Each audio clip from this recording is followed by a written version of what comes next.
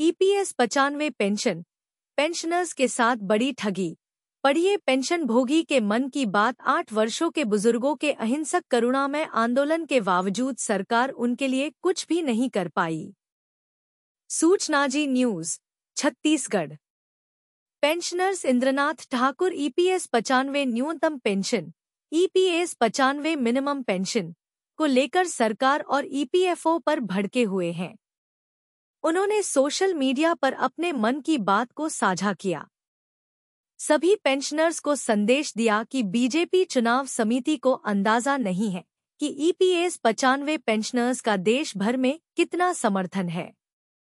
पिछले चुनाव 2019 के समय ही बुजुर्ग पेंशनर्स से वादा किया था कि उनकी सरकार न्यूनतम पेंशन पर सकारात्मक निर्णय लेगी, किंतु 8 वर्षों के बुजुर्गों के अहिंसक करुणामय आंदोलन के बावजूद सरकार उनके लिए कुछ भी नहीं कर पाई। इस लोकसभा चुनाव में भी वही गाना सुनाया जा रहा है कि अगली सरकार वृद्धों के हित की बात करेगी, इसलिए वृद्धों का आशीर्वाद भी अगली 2029 लोकसभा चुनाव में मिलेगा।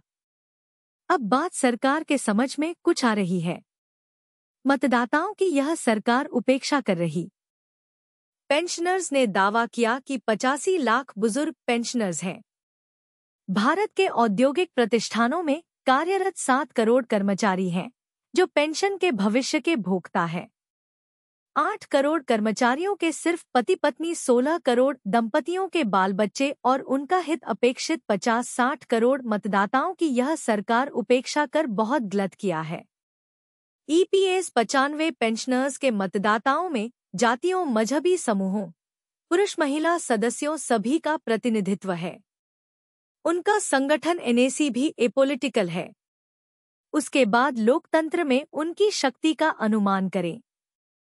एनएसी के 58 सदस्य भी लोकसभा चुनाव में स्वयं उम्मीदवार बनकर चुनाव लड़ने के लिए तैयार हैं। प्रत्येक राज्य के हर जिले में फैला संगठन। इस संगठन का फैलाव देश के प्रत्येक राज्य के हर जिले में फैला हुआ सक्रिय सदस्यों का समूह है। यह एक अलग बात है। जिन दलों के सांसद ने उनकी मांग का समर्थन किया है, बूढ़े बुजुर्ग, सेवानिवृत्त, चुनाव में उनका समर्थन करेंगे तथा जिन जिन सांसदों मंत्रियों ने पेंशनर्स का विरोध किया है, उन्हें चुनाव में हराने की वे जरूर ही कोशिश करेंगे। मरता क्या नहीं करता। ठीक है, सरकार अपनी राह चले और पेंशनर्स अपने हित की रक्षा के लिए जान लगा देंगे। मरता क्या नहीं करता। बीजेपी की वर्तमान सरकार ने बूढ़े बुजुर्गों की उपेक्षा की है। उनके द्वारा जमा किए हुए पेंशन फंड का अपहरण कर अच्छा नहीं किया है। अब जब वे अपने संचित 9 लाख करोड़ के कॉर्पस के 1 लाख करोड़ रुपए की ब्याज धन से सिर्फ 7500 प्लस दा और मेडिकल सुविधाएं मांग कर संतुष्ट होना चाहते हैं, तो यह सरकार टालने का काम कर रही है। यह ठगी नहीं तो और क्या है। ईपीएस 95 हायर पेंशन, ईपीएफओ और कोर्ट की अवमानना पर बड़ा दावा। पेंशन भोगियों को भारी मानसिक और शारीरिक दबाव का सामना करना पड़ता है। सूचना ji news, Chhattisgarh. Supreme court के फैसले के बाद से ईपीएस पेंशन मामले की यात्रा पर पेंशनर्स इंद्रनाथ ठाकुर ने पूरी पड़ताल करने वाला पोस्ट किया है।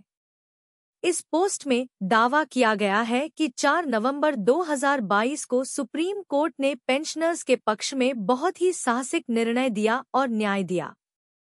वहीं कुछ सवाल भी उठाए गए हैं। लिखा गया कि विशेषज्ञों द्वारा कुछ खामियां देखी गई थी, तो इस तरह की शंका से इनकार नहीं किया जा सकता है। फिर शुरू हुआ असली खेल। ईपीएफओ ने अदालत के आदेश में देरी करके उसे गड़बड़ कर दिया। इससे ईपीएफओ साइट पर अफरातफरी मच गई। कोर्ट द्वारा दी गई समय सीमा के 4 महीने बाद लिंक उपलब्ध होने के बाद उन्होंने इसे पीपीओ से लिंक करने के बजाय यूएएन से लिंक कर दिया, जो 2018 तक सेवानिवृत्त लोगों के लिए सक्रिय नहीं था। सोशल मीडिया पर ईपीएस 95 हायर पेंशन को लेकर उठाए गए मुद्दों पर यह भी कहा गया कि उन्होंने एक्टिवेशन लिंक को भी बेकार कर दिया और किसी भी प्रतिष्ठान में कोई बदलाव नहीं करने का मौखिक निर्देश दिया। इस सारी उथल-पुथल में पेंशन भोगियों को भारी मानसिक और शारीरिक दबाव का सामना करना पड़ता है। सबसे पहले विकल्प प्रपत्र को 10 से अधिक स्थानों पर भेजें। फिर ऑनलाइन फाइलिंग के दौरान त्रुटि संदेश के कारण उसे ठीक करने के लिए मदद मांगना और प्रतिष्ठानों के कर्मचारियों को काफी मानसिक और शारीरिक तनाव झेलना पड़ा। केरल हाई कोर्ट का फैसला।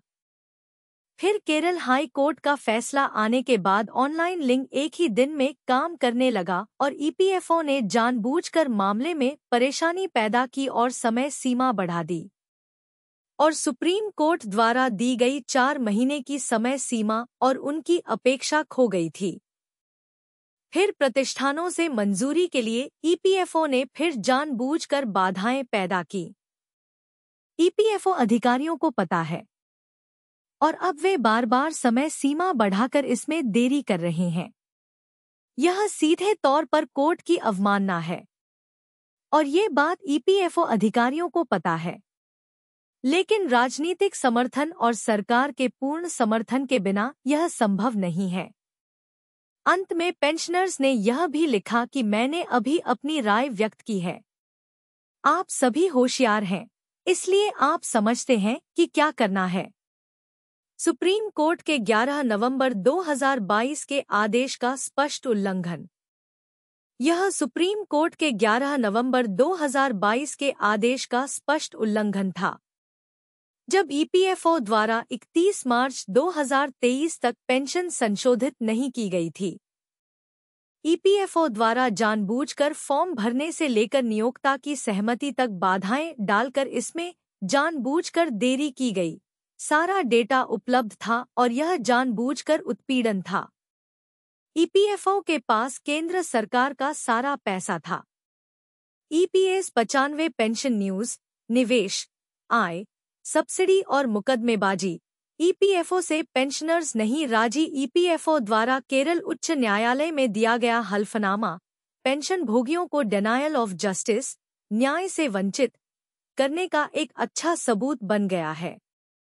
सूचनाजी news, Chhattisgarh. EPS 95 higher pension. EPS 95 higher pension पर ईपीएफओ की मुश्किलें बढ़ती जा रही है। पेंशनर्स परेशान हो रहे हैं। कोर्ट तक की लड़ाई लड़ी जा रही है। अब ताज़ा मामला यह है कि कोर्ट में गलत जानकारी देकर भ्रम पैदा करने का आरोप ईपीएफओ पर लगना शुरू हो गया है। आइए पढ़ते हैं आखिर क्यों यह आरोप लगाया जा रहा है। पेंशनर्स कल्याण कुमार सिन्हा ने सूचनाजी.com के लिए यह रिपोर्ट तैयार की। उनका कहना है कि केरल के एक अखबार मलयाला मनोरमा ने अपने 1 अप्रैल 2024 के अंक में केरल उच्च न्यायालय में पीएफ आनुपातिक पेंशन मामले पर चल रही सुनवाई में ईपीएफओ के हलफनामे का विश्लेषण किया है। मलयाला मनोरमा के अनुसार उच्च पीएफ पेंशन के लिए आनुपातिक आधार गणना के कार्यान्वयन के खिलाफ याचिका में ईपीएफओ द्वारा केरल उच्च न्यायालय में दिया गया हल्फनामा पेंशन भोगियों को डिनायल ऑफ जस्टिस, न्याय से वंचित करने का एक अच्छा सबूत बन गया है। हाईकोर्ट को भी गुमराह करने का दुस्साहस। ईपीएफओ अधिकारियों ने अपने हलफनामे में पेंशन के लिए आनुपातिक आधार प्रोराता बेसिस पर गणना का अपनी ओर से बड़ा ही लुभावना तर्क देने की कोशिश की है। लेकिन प्रश्न है कि क्या पहले की तरह ऐसे लुभावने तर्क से फिर से वह न्यायालय को भरमाने में सफल हो जाएगा?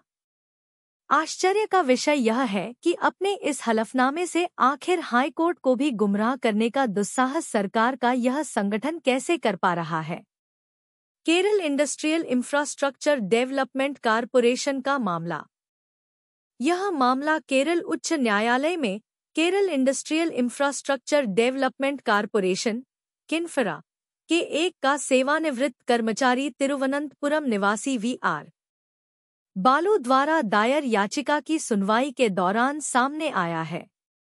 उच्च पेंशन के लिए बालू को ईपीएफओ ने 30 अप्रैल तक 28,29,782 रुपये जमा करने का नोटिस दिया है। इसे बालू ने चुनौती दी है। प्रति माह 31,673 रुपये उच्च पेंशन बालू द्वारा दायर इसी याचिका की सुनवाई में ईपीएफओ ने अपने हलफनामे में बताया कि उक्त मामले में यदि वीआर बालू यदि 28.29 लाख रुपए उच्च पेंशन योजना में वापस कर देते हैं तो उन्हें प्रति माह 31,673 रुपए उच्च पेंशन के रूप में अतिरिक्त राशि मिलेगी। हालांकि यह राशि बैंक की सावधि जमा पर अर्जित ब्याज की तुलना में इतनी बुरी नहीं लग सकती है, लेकिन हलफनामे में इस तथ्य का कोई उल्लेख नहीं है कि 28.29 लाख रुपए की जमा राशि ईपीएफओ द्वारा कभी वापस भी की जाएगी अथवा नहीं। ईपीएफओ ने प्रोराटा के रूप में सबसे निर्दयी कटौती की। ईपीएफओ की इस चालाकी के बारे में हाईकोर्ट ध्यान नहीं देगी, ऐसा सोचा भी नहीं जा सकता। लेकिन देखना है ऊंट किस करवट बैठता है। अभी तक किसी अदालत ने इस ओर भी ध्यान नहीं दिया है कि ईपीएफओ द्वारा अपनी अधिसूचना के आधार पर 2014 के संशोधन से पेंशन योग्य वेतन को 12 महीने के औसत से बदलकर 60 महीने के औसत कर दिया गया है। इससे भी पेंशन भोगियों को भारी नुकसान हुआ। अब ईपीएफओ ने प्रोराटा के रूप में सबसे निर्दयी कटौती की है। ईपीएस 95 पेंशन न्यूज, निवेश, आय, सब्सिडी और मुकदमेबाजी। ईपीएफओ से पेंशनर्स नहीं राजी योजना की गलतफहमी और मुकदमेबाजी के कारण होने वाले विवादों को देखते हुए इस योजना को वार्षिकी योजना के रूप में परिवर्तित करना बेहतर है। सूचनाजी न्यूज, छत्तीसगढ़। कर्मचारी भविष्य निधि संगठन एम्प्लॉयज प्रोविडेंट फंड ऑर्गेनाइजेशन के सदस्यों का दर्द कम नहीं हो रहा है। ईपीएफओ पर लगातार सवाल उठाए जा रहे हैं। पेंशनर्स रामकृष्ण पिल्लई ने सोशल मीडिया पर एक पोस्ट शेयर किया जिसमें दावा किया गया कि ईपीएस पेंशन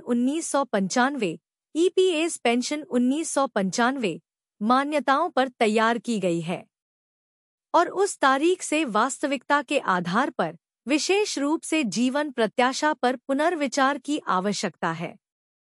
पेंशन का भुगतान ईपीएस निवेश से उत्पन्न आय और मूल राशि और सदस्यों द्वारा क्रॉस सब्सिडी को मिलाकर किया जाता है। उस प्रक्रिया में कुछ लोगों को दूसरों की तुलना में अधिक लाभ होता है, विशेष रूप से जो लोग लंबे समय तक जीवित रहते हैं, उन्हें पूर्ण रूप से अधिक लाभ होगा। इसलिए मौजूदा मामला एक अपवाद है। इसमें बकाया राशि, यदि कोई हो, और शुद्ध आउटफ्लो के बारे में कोई उल्लेख नहीं है। प्रत्येक लाभार्थी को अपने शुद्ध आउटफ्लो और अपनी अपेक्षित जीवन प्रत्याशा को ध्यान में रखते हुए बढ़ी हुई पेंशन का लाभ उठाने के लिए मांगी गई राशि जमा करने का मन बनाना चाहिए।